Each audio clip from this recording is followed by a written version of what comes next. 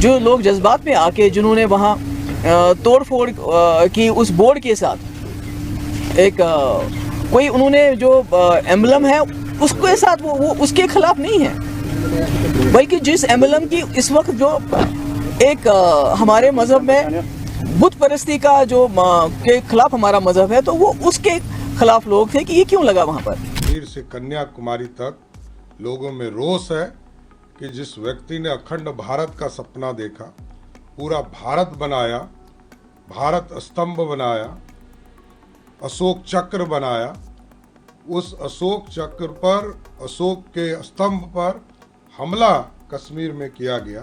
अब जम्मू कश्मीर में अशोक स्तंभ, ये अशोक स्तंभ केवल अशोक स्तंभ नहीं है, भारत की भावना उसमें जुड़ी है, भारत के संविधान की आत्मा जुड़ी हुई है, बाबा साहेब अम्बेडकर की आत्मा उसमें जुड़ी हुई है।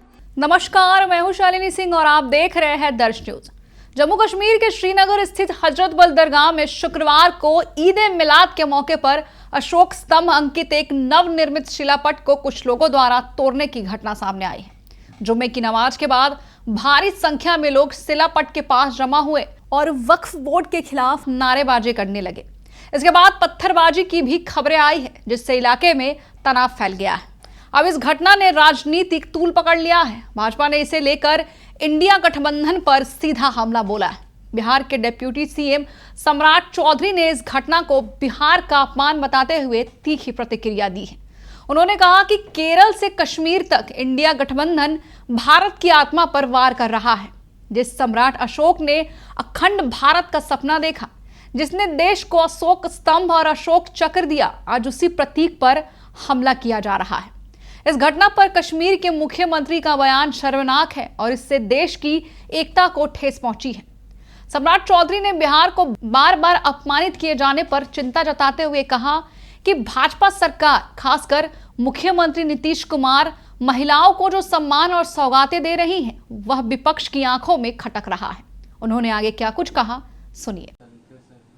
देखिए, भारत की अस्मिता के साथ, बिहार की अस्मिता के साथ जिस तरह लगातार कांग्रेस पार्टी, महागठबंधन के लोग, पहले प्रधानमंत्री आदरणीय नरेंद्र मोदी जी की मां को अपशब्द कहना, अपमानित करना, केरल कांग्रेस के द्वारा बिहार को बीड़ी शब्द से सम्मानित करना, और आज जो घटना कश्मीर से आई, कश्मीर से कन्याकुमारी तक लोगों में रोष है कि जिस व्यक्ति ने अखंड भारत का सपना देखा, पूरा भारत बनाया, भारत स्तंभ बनाया, अशोक चक्र बनाया, उस अशोक चक्र पर, अशोक के स्तंभ पर हमला कश्मीर में किया गया और वहाँ के मुख्यमंत्री ने जिस तरह का बयान दिया, ये अपने आप में शर्मसार करने वाला है।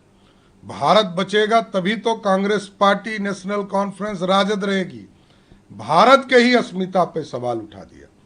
और भारत, क्योंकि मगध, इसी मगध, बिहार से मगध था और उप राजधानी कश्मीर हुआ करता था। लेकिन मेरा ये मानना है कि जिस तरह अपमानित ये लोग कर रहे हैं, बिहार और देश की जनता देख रही है कि भारत बचेगा, बिहार बचेगा, तभी तो भारत की अस्मिता बचेगी। अब तो भारत पर हमला है। बिहार के राजा, मगध के राजा सम्राट अशोक पर के अशोक स्तंभ पर हमला करना भारत पे हमला है। ये बिहारियों का अपमान है, बड़ा अपमान। ये स्वाभाविक है। बिहार की अस्मिता, बिहार से ही मगध को पहचान मिली। मगध यही था और मगध पूरे भारत को, आज जो भारत देख रहे, इससे 3 गुना बड़ा भारत था। उसके अस्मिता का सवाल है। बिहारियों को लगातार इंडी गठबंधन अपमानित करने का काम कर रहा है। शुभारंभ हो रहा है, ये कितनी बड़ी सौगात है बिहार की महिलाओं के लिए। देखिए, बिहार की 2 करोड़ 70 लाख महिलाओं को माननीय मुख्यमंत्री नीतीश कुमार जी और एनडीए की सरकार ने ये तय किया है कि बिहार में रोजगार बढ़ाना है। और जिस बेटी को आज से 20 साल पहले नीतीश कुमार जी ने साइकिल दिया था, पोशाक दिया था, अब उस परिवार को कि वो अब माँ बन चुकी होगी, 30 से 35 साल की उम्र होगी, तो उस माँ को अब रोजगार देने की चिंता मुख्यमंत्री नीतीश कुमार जी ने किया है। अब रोजगार और आगे इंडस्ट्री खड़ा करना, यही लक्ष्य है एनडीए की सरकार का, कि लगभग 2,70,00,000 परिवार को बिहार में महिलाओं को 2 लाख तक के रोजगार के लिए 10,000 रुपये का पहला किस्त इसी सितंबर माह में दिया जाएगा, जिससे कि वो रोजगार करेंगी और नीचे कुटीर उद्योग के माध्यम से अपने परिवार को आगे बढ़ाएंगे। और आगे का भविष्य बनाना है तो परिवार कुटीर उद्योग से इंडस्ट्री की ओर जाएगा, यही कामना भी करता है। आर्थिक तौर पर स्वावलंबी होंगी अब बिहार की। ये स्वाभाविक है। जिस तरह जीविका दीदियों के ग्रुप के माध्यम से आज बिहार समृद्धि का प्रतीक बन चुका, महिलाएं समृद्धि की प्रतीक हैं, कुटीर उद्योग चला रही हैं, उसमें एक मील का पत्थर साबित होगा ये सहयोग। जिस तरह नीतीश कुमार जी ने शुरुआती दौर में, मैं बार बार कह रहा हूं कि बच्चियों को पढ़ने के लिए उत्साहित किया, साइकिल दिया, पोशाक दिया, आज अब उनको उद्योग करने के लिए राशि उपलब्ध करा रही है। लेकिन जिस तरीके से आप लोग लगातार रोजगार दे रहे हैं, लेकिन विपक्ष तो सवाल खड़ा कर रहा है। विपक्ष देखिए, उनका काम ही है, राजद लालू जी की पार्टी को लोग जानता है कि लालू जी का मतलब क्या होता है, कांग्रेस का मतलब क्या होता है, पूरा देश जानता है।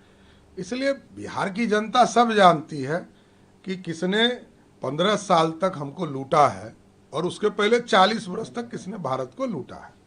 वहीं केंद्रीय मंत्री गिरिराज सिंह ने भी इस घटना की कड़ी निंदा की है और इसे राष्ट्र विरोधी मानसिकता का प्रतीक बताया है।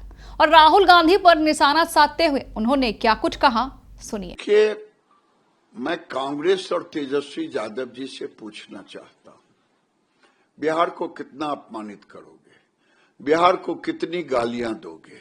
अब तो गाली देते देते आपने प्रधानमंत्री की मां बहन को गाली दिलवाया, और वही नहीं, स्टालिन को बुला करके गाली दिलवाया, रेवंत रेड्डी को बुलाया, उसके गाली। जो लोग बिहार को गाली देते रहे, जो लोग हिंदू धर्म को गाली देते रहे, उन लोगों को बुलवाया। अब जम्मू कश्मीर में अशोक स्तंभ, ये अशोक स्तंभ केवल अशोक स्तंभ नहीं है, भारत की भावना उसमें जुड़ी है, भारत के संविधान की आत्मा जुड़ी हुई है, बाबा साहेब अंबेडकर की आत्मा उसमें जुड़ी हुई है। और राहुल गांधी, आपको खुली चुनौती है, अगर आपने फारूक अब्दुल्ला की पार्टी नेशनल कॉन्फ्रेंस से अपनी सरकार से अलग नहीं हुए और अशोक स्तंभ के लिए माफी नहीं मांगे, और अब तो अशोक सम्राट की अस्मिता भी जुड़ गई है, क्योंकि अशोक सम्राट की अस्मिता केवल यूपी और बिहार से नहीं था। अशोक सम्राट बिहार और यूपी के साथ देश की अस्मिता के साथ अशोक सम्राट की जुटी हुई है।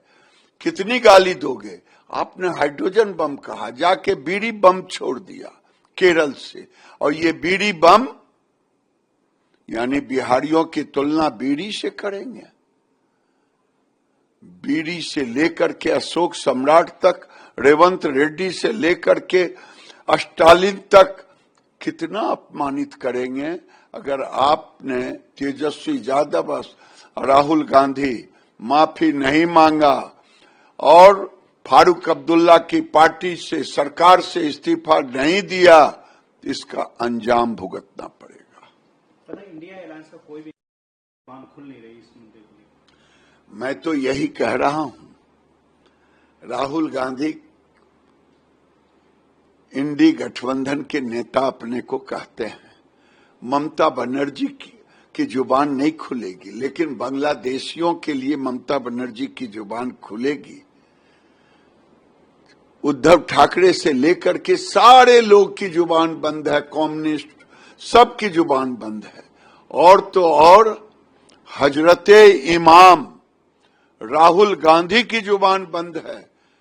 हजरते इमाम राहुल गांधी को कहना चाहता हूं कि अगर आपने फारूक अब्दुल्ला की पार्टी एनसी से अलग नहीं की तो इसका इंजाम भुगतना पड़ेगा। वो हजरत बल में केवल अशोक सम्राट का चिन्ह नहीं तोड़ा गया है, बल्कि भारत का दिल तोड़ा गया है, बिहार की अस्मिता को तोड़ा गया है, यूपी की अस्मिता को तोड़ा गया है, ये देश की अस्मिता को तोड़ा गया। बार बार बिहार और बिहारियों को अपमानित किया जाता है। इसको लेकर आपकी क्या राय है, हमें जरूर बताएं। बने रहे हमारे साथ और देखते रहे दर्श न्यूज। बिहार की हर खबर सबसे पहले हमारे साथ।